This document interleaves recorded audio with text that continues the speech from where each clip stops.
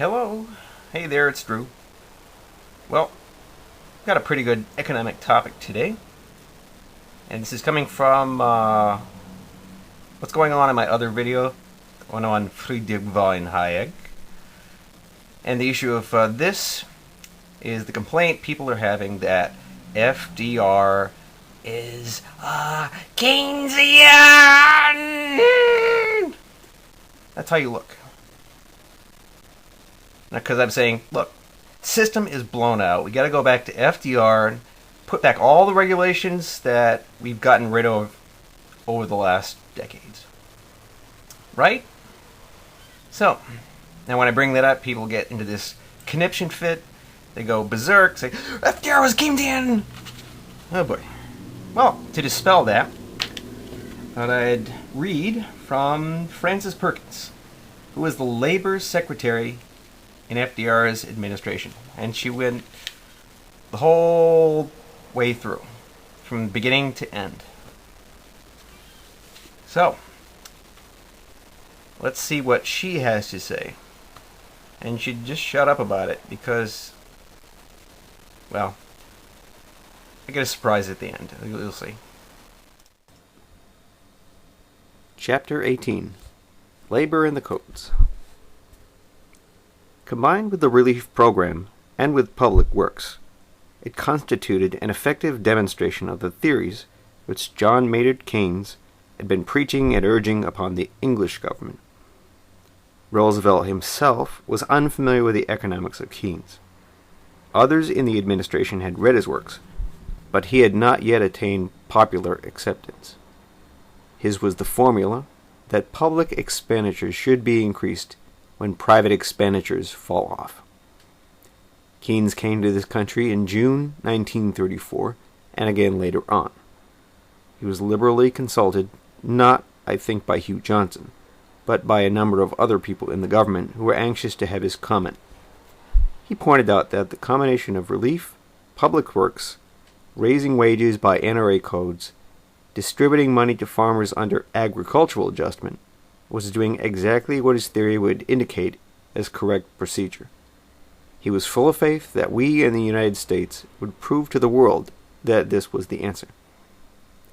When we began to draw on our horns on public works and relief expenditures in 1937, he predicted what turned out to be true, that we would have another decline. Keynes visited Roosevelt in 1934, rather briefly, and talked lofty economic theory. Roosevelt told me afterwards, "I saw your friend Keynes. He left a whole rigmarole of figures. He must be a mathematician rather than a political economist."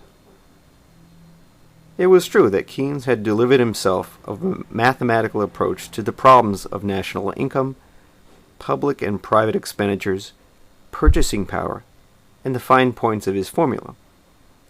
Coming to my office after his interview with Roosevelt, Keynes repeated his admiration for the actions Roosevelt had taken, but said cautiously that he had supposed the president was more literate, economically speaking. He pointed out once more that $1 spent on relief by the government was $1 given to the grocer, by the grocer to the wholesaler, and by the wholesaler to the farmer in payment of supplies. With $1 paid out for relief or public works or anything else, you have created $4 worth of national income. I wish he had been as concrete when he talked to Roosevelt, instead of treating him as though he belonged to the higher echelons of economic knowledge. Alright, going on to other matters. Take a look at this guy here, and I wanted you to tell me, okay?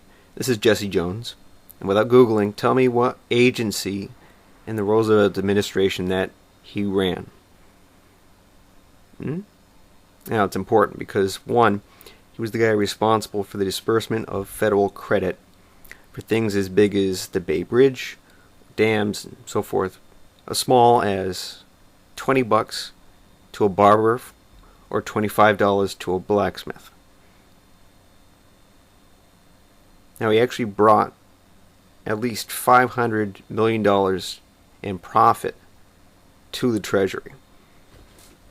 which is good because it just blows apart the myth that Roosevelt spent taxpayer money.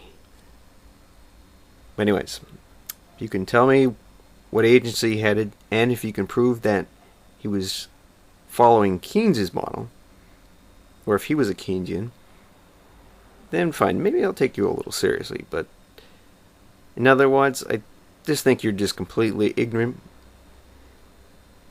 just following a Pavlovian script. Okay. So this is Drew. Thanks a lot, and I'll see you later. Bye-bye.